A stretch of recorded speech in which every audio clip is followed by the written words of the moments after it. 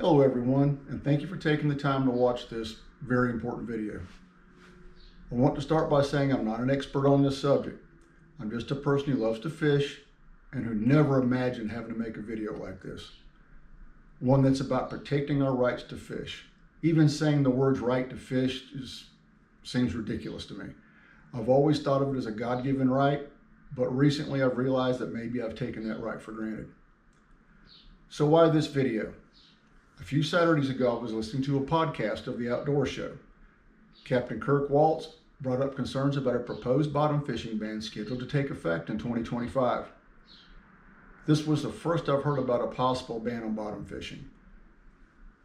2025 is 2.5 months away. I just couldn't sit on the sidelines while something this significant was happening, so I decided to dive in and conduct some research on my own as to how we in the fishing community can possibly fight this. So let's talk about the proposed ban. Here's what we're facing.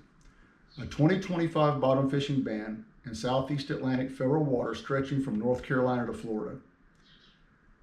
This ban covers more than 5,000 square miles that is aimed at protecting species like the red snapper, which is considered overfished. But here's the thing. Many anglers, including myself, have seen that the red snapper population has not only rebounded, but in most areas has completely taken over live bottoms and artificial reef systems. You can't get a bait past the red snapper. This has been a running joke forever. But with this looming ban, it's no longer funny. This ban is being proposed by the South Atlantic Fishery Management Council, or SAFMC, and enforced by NOAA Fisheries under the Magnuson-Stevens Fishery Conservation and Management Act. They claim that the high mortality rate of red snapper as bycatch in bottom fishing is the reason behind the drastic measure. But if enacted, this ban could devastate not only recreational fishermen, but also charter captains and commercial fishing operations. And let's not forget the economic ripple effect. Restaurants, hospitality, tourism, tackle and bait shops, they'll all suffer. We're talking about hundreds of millions of dollars in revenue loss across the states affected, as well as their local economies and countless jobs. Well, the worst part is that these decisions are being made by unelected bureaucrats who aren't accountable to us, the people who are directly impacted by their choices. But our elected officials are accountable. With the right motivation, they can step in and reel in these bureaucrats. And how do we get their attention?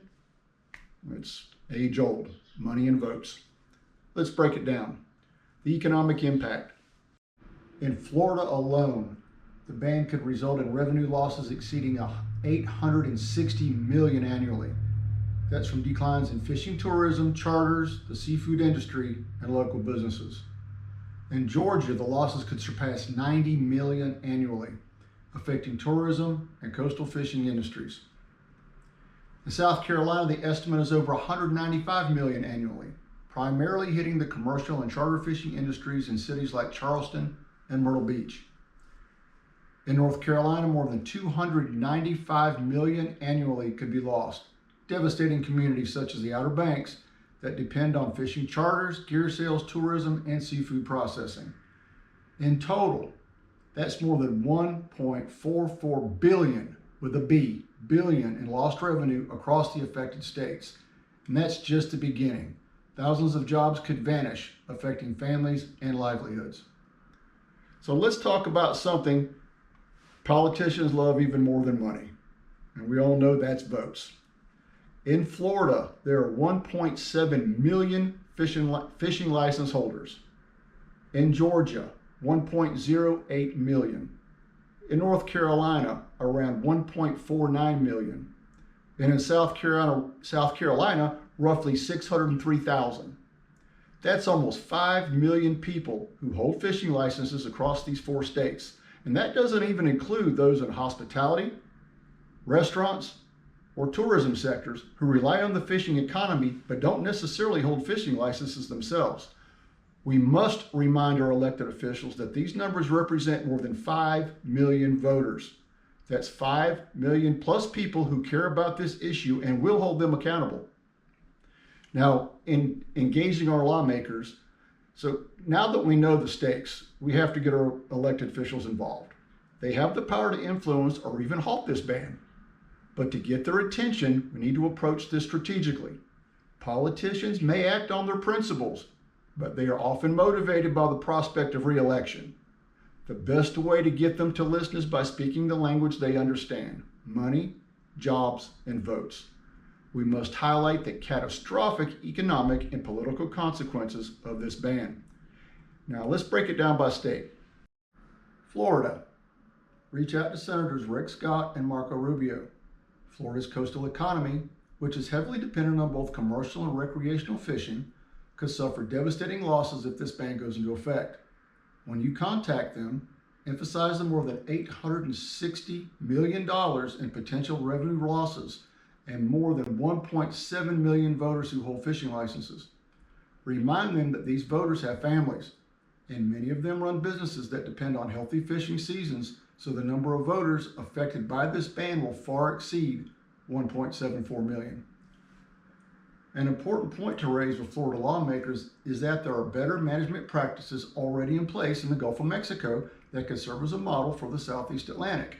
In the Gulf, agencies have implemented more flexible, balanced regulations that protect fish stocks while still allowing sustainable fishing activities. The Gulf management approach includes seasonal closures, catch shares, and more selective fishing methods that have effectively reduced bycatch and allowed key species like red snapper to recover without the need for an outright ban. Encourage Senator Scott Rubio to advocate for a similar balanced approach for the Southeast Atlantic, one that incorporates scientific data and input from the fishing community. This would help protect both fish populations and the livelihoods of those who depend on fishing without resorting to an overly broad and economically devastating ban.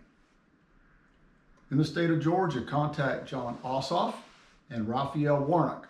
While Georgia may not have the same volume of fishing-related activity as Florida, the potential economic losses are still significant, over $90 million annually. Highlight the importance of protecting Georgia's coastal economy, including commercial fishing, recreational fishing, and tourism. In South Carolina, Senators Lindsey Graham and Tim Scott need to hear about the impact this ban will have on Charleston, Myrtle Beach, and other coastal communities. South Carolina's fishing and tourism industries could lose over $195 million annually.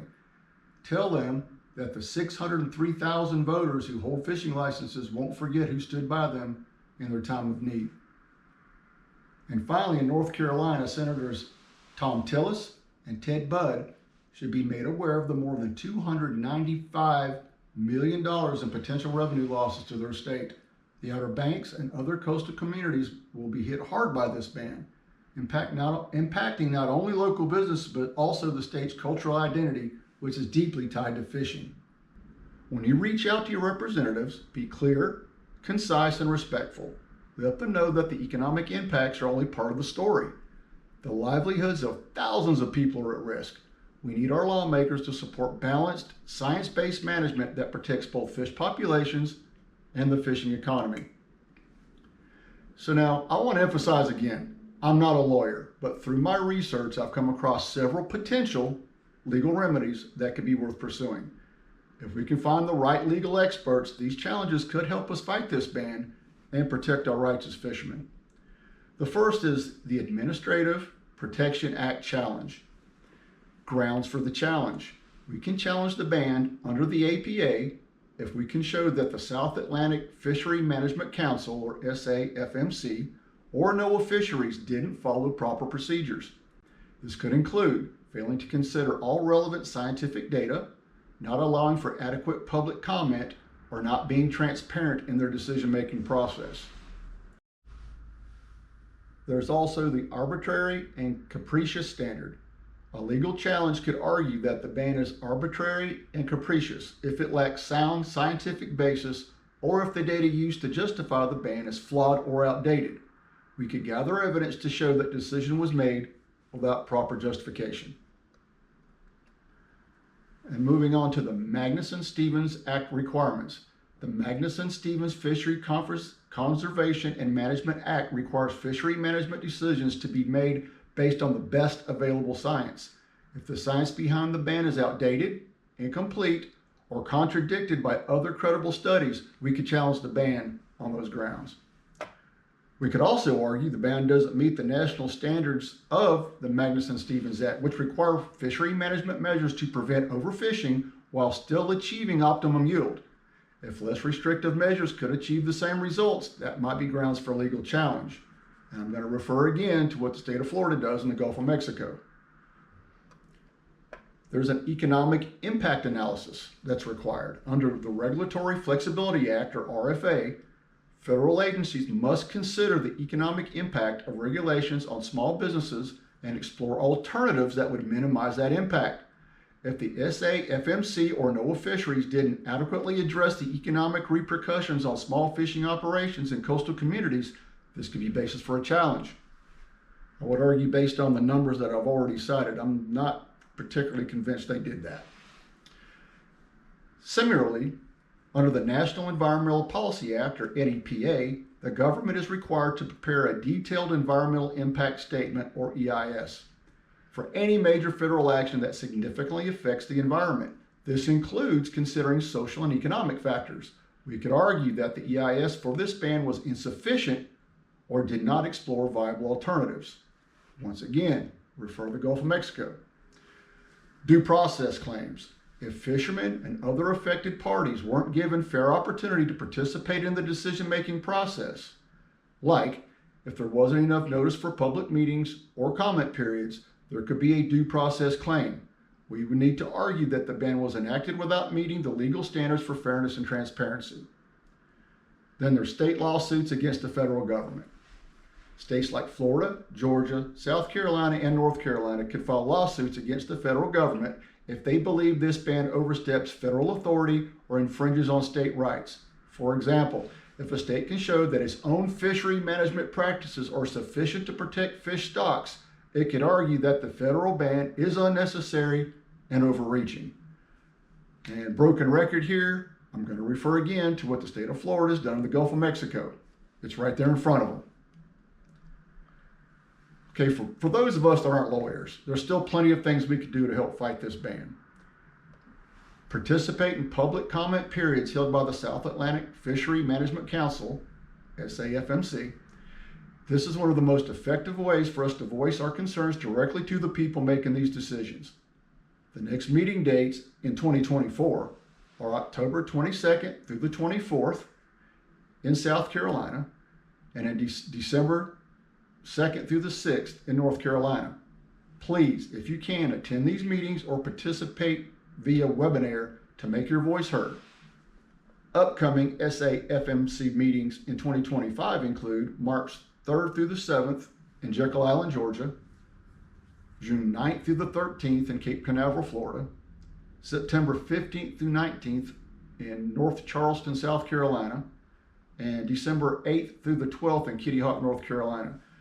Something I want to interject, and I'm not going to disclose where I heard this information because I was asked not to, but someone that I trust that's in the know says that this decision could come down before June of 2025. So there's not a lot of these meetings left before they decide to make their decision. We need to make our voices heard.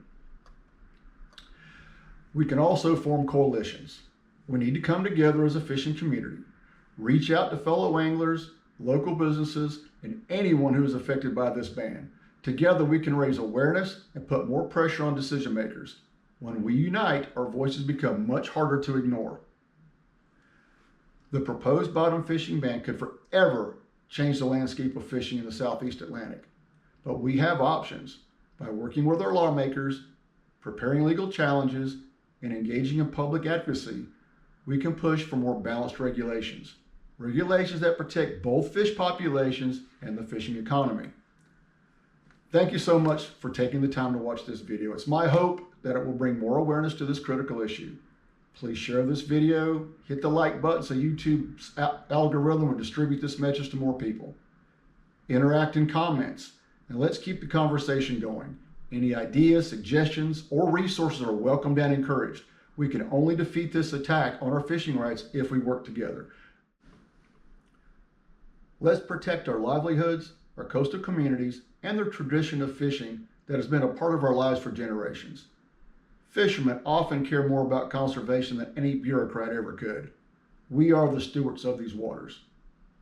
So tight lines, everyone, and I hope to see you on the water soon.